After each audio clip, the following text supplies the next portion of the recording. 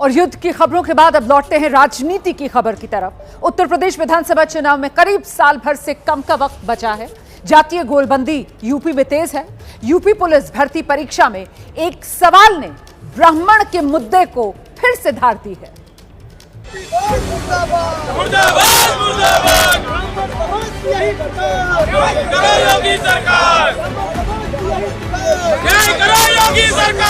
योगी सरकार से न्याय की गुहार लगाती अखिल भारतीय ब्राह्मण महासभा लखनऊ की सड़कों पर उतरी हुई है। प्रदर्शनकारियों ने पहले भर्ती बोर्ड के पुतले पर चप्पल जूते बरसाए और फिर विरोध में पुतले को आग के हवाले कर दिया। ब्राह्मण समाज के गुस्से की इस आग की वजह है ये पन्ना, जिसमें प्रश्न 3 के वैकल्पिक सवाल ने यूपी की सियासत में ब्राह्मण सियासत को सुलगा दिया है। प्रश्न कुछ इस तरह है, अवसर के हिसाब से बदल जाने वाला इस वाक्यांश के लिए एक शब्द का चयन कीजिए।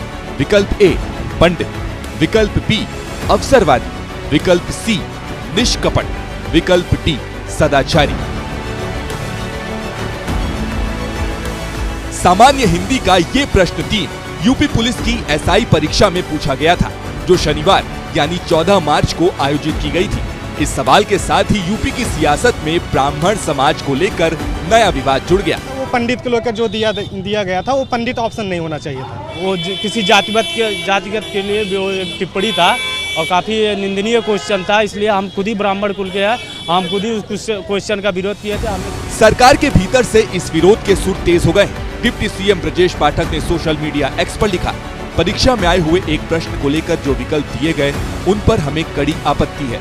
सरकार ने गंभीरता से संज्ञान में लिया है। किसी भी प्रश्न से किसी समाज या वर्ग की गरिमा को ठेस पहुंचती है तो ये बिल्कुल स्वीकार्य नहीं है। इसके साथ ही ब्राह्मण समाज से आने वाले कई और विधायकों ने भी सीएम योगी को पत्र लिखकर आपत्ति जताई है। विवादित सवाल के जरिए विपक्ष भी सीएम योगी पर ब्राह्मण विरोधी तीर तेज कर रहे हैं। ये पूरी तरीके से ब्राह्मणों का अपमान है, क्योंकि भारतीय जनता पार्टी शुरू से ब्राह्मणों का अपमान कर रही है। दरोगा की परीक्षा में 3 नंबर पे प्रश्न आया था, उसमें अवसरवाद दिखाया गया है। ब्राह्मण को आप अपमानित कर रहे हो, तिरस्कृत कर रहे हो। बहुत ही दुर्भाग्यपूर्ण है और हम सब इससे आहत हैं। समाज का एक बहुत बड़ा वर्ग इस पूरी घटना से मर्माहत है। माननीय मुख्यमंत्री जी को इस विषय के बारे में बताया है और उसके बाद जांच भी शुरू होगी। मुझे पूरा विश्वास है कि जो जांच हो रही है उसमें व्यक्ति चिन्हित होगा जिसने भी किया है, क्योंकि देखने मात्र से लगता है कि जानबूझकर किया गया है। बताया जा रहा है कि सीएम योगी ने इस मुद्दे पर खुद संज्ञान लिया है और सभी भर्ती बोर्ड के चेयरपर्सन को निर्देश दिए, जिसके मुताबिक जाति धर्म को लेकर अमर्यादित टिप्पणी न की जाए। बार बार ऐसी गलती करने वालों को प्रतिबंधित किया जाए। इसका संज्ञान लेते हुए सभी पेपर सेटर्स को भी निर्देशित किया जाए। इन निर्देशों को पेपर सेटर्स के एमओयू का भी हिस्सा बनाया जाए। यूपी में ब्राह्मण समाज को लेकर यह विवाद ऐसे वक्त में सामने आया है जब माघ मेले में शंकराचार्य अविमुक्तेश्वरानंद ने यूपी पुलिस पर बटुकों से मारपीट का आरोप लगाया।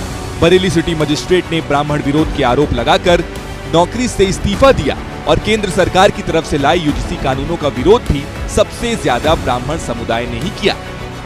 यूपी में ब्राह्मणों का ये गुस्सा बड़ा सियासी उलटफेर करने की ताकत रखता है। यूपी में सवर्णों में ब्राह्मण सबसे बड़ा वोट बैंक है। ये 8 से 10% है। 31 जिलों की 115 सीटों पर ब्राह्मण वोट असरदार है। ये गजब ट्रेंड है कि ब्राह्मण जिधर जाता है उधर ही सत्ता आती है। 2007 बीएसपी के 41 ब्राह्मण विधायक जीत कर आए और मायावती की पूर्ण बहुमत वाली सरकार बनी। 2012 में जब अखिलेश यादव की सत्ता आई, उनके 21 ब्राह्मण विधायक थे। 2017 में योगी सरकार में 46 ब्राह्मण एमएलए थे। 2022 में दूसरी बार बनी, तब भी 42 ब्राह्मण विधायक चुनकर आए। इस ब्राह्मण वोट को अपने पाले में करने के लिए अखिलेश ने भी जोर लगा रखा है। राम मंदिर के समानांतर केदारेश्वर मंदिर की ब्रांडिंग करके अहिल्याबाई के अपमान को मुद्दा बना के और परशुराम को बार बार पूछकर अखिलेश उसी पिच पर खेल रहे हैं जो बीजेपी की सदाबहार चुनावी पिच है। यानी यूपी में अगर ब्राह्मण वोट शिफ्ट हुआ तो सबसे बड़े राज्य में बीजेपी का हैट्रिक लगाने का सपना बिखर भी सकता है।